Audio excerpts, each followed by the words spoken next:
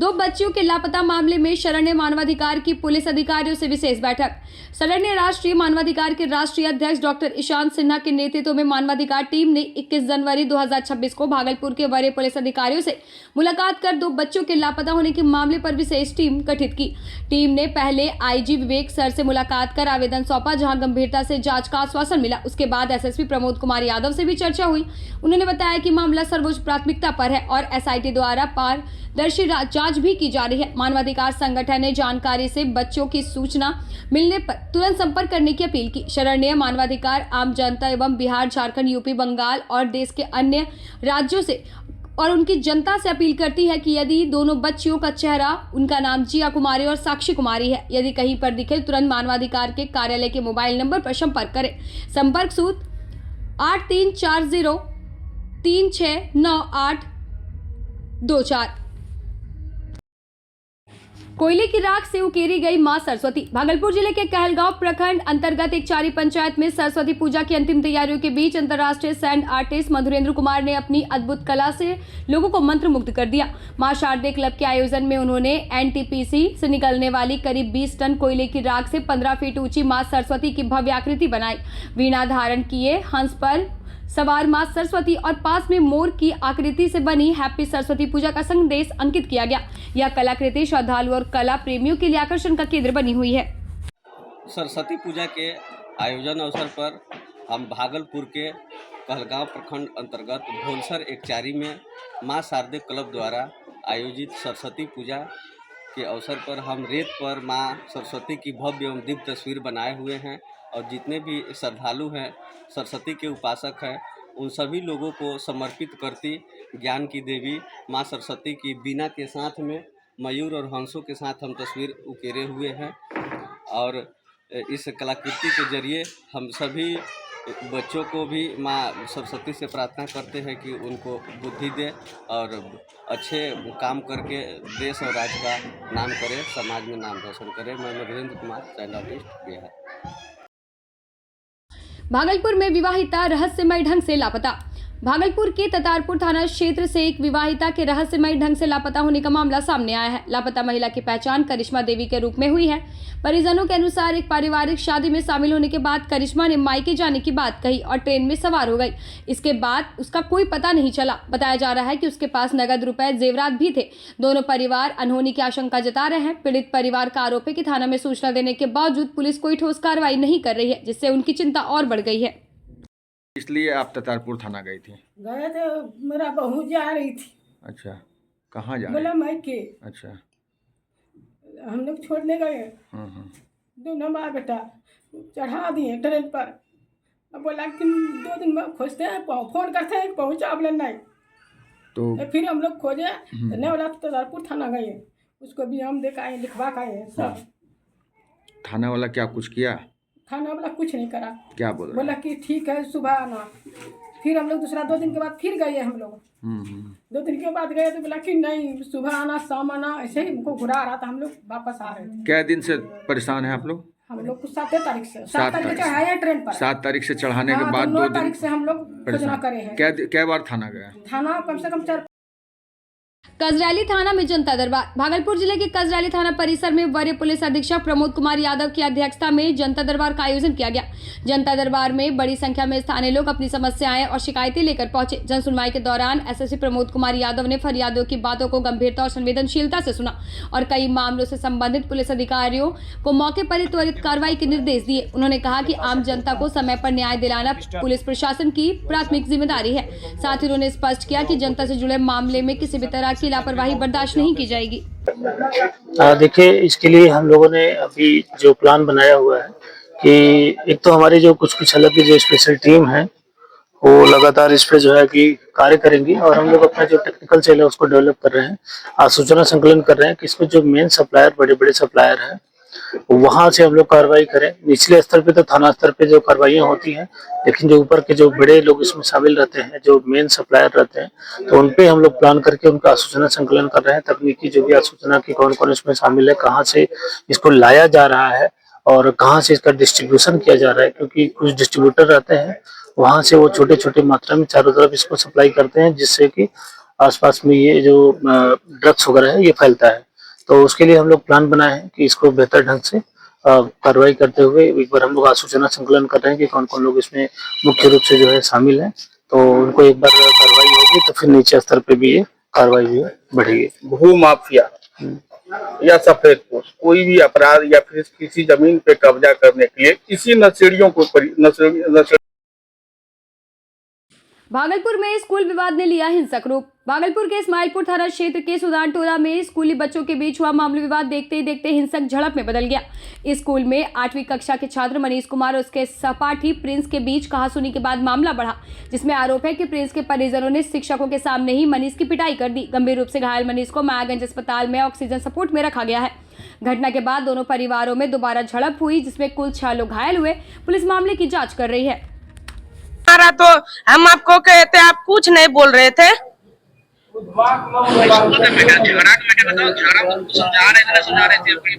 समझा रहे लो ले तो अपना ऑफिस में नहीं मारना ले। बताओ हम तुमको समझाएंगे पूरा समझाए समझाए नहीं थे सर, आपने मुझको मारा था। समझाए नहीं थे? नहीं, हमको नहीं समझाया था। समझाए भी किसको कहा? वो आपने झूठ नहीं बोलिए अपनी मीडिया से तो मैं समझाए नहीं थे सर, समझ गए? समझाए कि उसको काहे मारा? ये बात नहीं बोल रहे थे सर।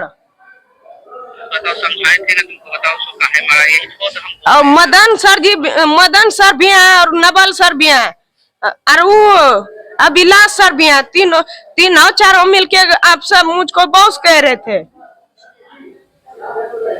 हम तुमको समझाए नहीं रहे थे, आपने मुझको मारा क्यों? हम आप तुमको हमेशा समझा रहे हैं। समझा नहीं रहे थे सर। आज बताओ स्कूल में जब हुआ था तो स्कूल के बाद तुमको समझाए थे ना? स्कूल में जब थी तक नहीं समझ के थी अपने। भागलपुर में सरस्वती पूजा को लेकर सिटी एसपी के नेतृत्व में फ्लैग मार्च।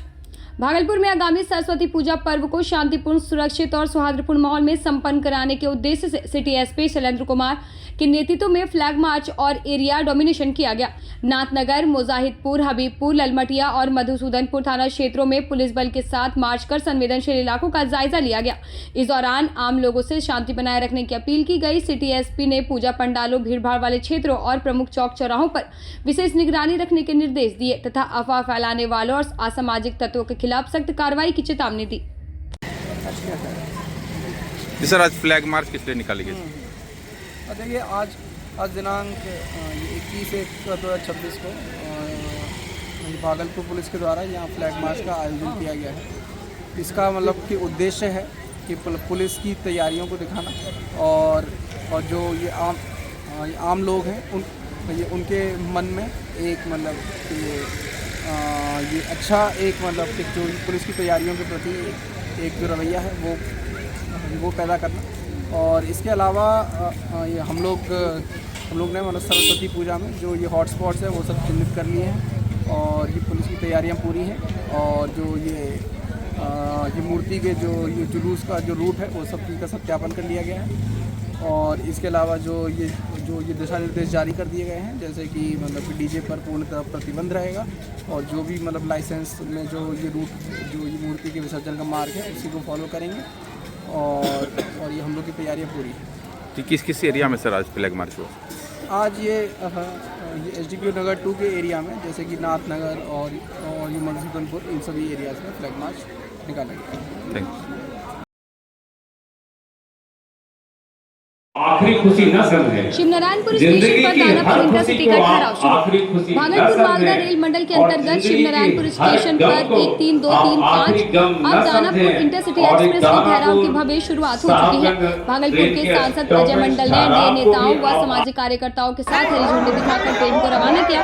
प्लेटफॉर्म पर रेल चालक का फूलमालाओं और मिठाइयों से स्वागत किया गया। यह ट्रेन दोपहर 3:46 में शिवनारायणपुर पहुंचकर 3:47 में रवाना होगी। इस ठहराव से क्षेत्रवासियों को बेहतर रेल सुविधा और विकास की नई गति मिलने की उम्मीद है। नारायणपुर रेलवे स्टेशनों की सर 3 मुख्य ट्रेनें मांग थी, बनाचल, फरक्का और 3236 दानापुर साहिबगंज इंटरसिटी, जिसमें 2 ट्रेन का हो चुका है और आज आप उस ट्रेन के लिए आए हुए हैं 3236। तो क्या कुछ कहिएगा यहाँ के लोगों को और यहाँ के जितने भी ग्रामीण जुटे हैं, किस प्रकार से सर उनका अभिनंदन स्वागत कीजिएगा? पहले तो उनको मैं बधाइयाँ देना चाहता हूँ कि शिव नारायणपुर रेलवे स्टेशन एक अमृत स्टेशन के रूप में आया है और बहुत सी करीब 7 ट्रेन का मेल एक्सप्रेस ट्रेन का स्टॉपेज पहले से था, जिसमें एक 8वां ट्रेन के साहिबगंज दानापुर इंटरसिटी का भी शुभारंभ आरंभ हुआ है और आने वाले समय में यहाँ सुविधाएं बढ़ेगी और भी जो ट्रेन है उसका स्टॉपेज मिलेगा, नई ट्रेन यहाँ से गुजरेगी और यहाँ जो रेलवे सुविधाएं हैं वह बढ़ेगी, यात्रियों को कंफर्ट मिलेगा और सुविधाएं और भी सरल होगी। सर गुड्डा पिरपैती रेलवे लाइन और बटेश्वर रेलवे लाइन, ये कब तक सर शुरुआत हो जाएगा? गुड्डा पिरपैती रेलवे लाइन तो अभी ये 2 साल लगेगा, उसमें काम जारी है, वो तो चल रहा है और काफ़ी कुछ हो गया है, कुछ लैंड एक्विजिशन को लेकर के, तो ये सब चीज़ें तो फाइनल स्टेज में है। और ये जो बटेश्वर वाली लाइन है ये तो अभी जस्ट इसका नींव पड़ा है, तो ये थोड़ा समय लगेगा। सर एक वरीय अधिकारी के साथ साथ आप एक बहुत अच्छे कवि भी हैं और कई ऐसा जगह देखा गया, कोचिंग संस्थान हो, स्कूल हो, सरकारी विद्यालय हो, आपको सम्मान के द्वारा बुलाया जाता है और हम चाहेंगे कि आज शिव नारायणपुर के इतने लोग, ग्रामीण लोग जुटे हुए हैं, आपके रेलवे के जीआरपी, आरपीएफ इंस्पेक्टर सर लोग भी जुड़े हुए हैं, तो आप अपने कवि के माध्यम से 2 लाइन उन लोग के लिए कुछ बताएं। तो मैं चाहूँगा कि वो माइक से बोलें तो सब लोग सुनेंगे, फिर भी मैं आप ही के लिए 2 लाइन तो यही मैं हेलो, मैं सर्वप्रथम शिव नारायणपुर की जनता को, यहाँ के लोगों को, यहाँ उपस्थित सभी महानुभावों को, सभी देवी और सज्जनों को, भाइयों बहनों को, यहाँ के युवाओं को, यहाँ के नौजवानों को, यहाँ जो उपस्थिति है इनकी गर्ममय उपस्थिति, ऊर्जा जोश जुनून के साथ उपस्थिति, इसके लिए मैं इनको बहुत बहुत बधाई देता हूँ, धन्यवाद देता हूँ। और रेलवे हमारा सतत विकास कर रहा है और शिव नारायणपुर स्टेशन एक अमृत स्टेशन के रूप में बन के तैयार है और यहाँ मेल एक्सप्रेस ट्रेन का ठहराव दिया जा रहा है। उसी आज की कड़ी में दानापुर साहिबगंज इंटरसिटी का भी शुभारंभ है, उसके ठहराव का। आने वाले समय में यात्री सेवाओं का विस्तार होगा और यात्री सेवा, रेल परिवहन काफी सुरक्षित और सुगम होगा। इसके लिए मैं शिव नारायणपुर की जनता को, यहाँ के लोगों को बहुत बहुत बधाई देता हूँ, शुभकामनाएं देता हूँ। और मैं एक कविता सुनाता हूँ 2 लाइन की।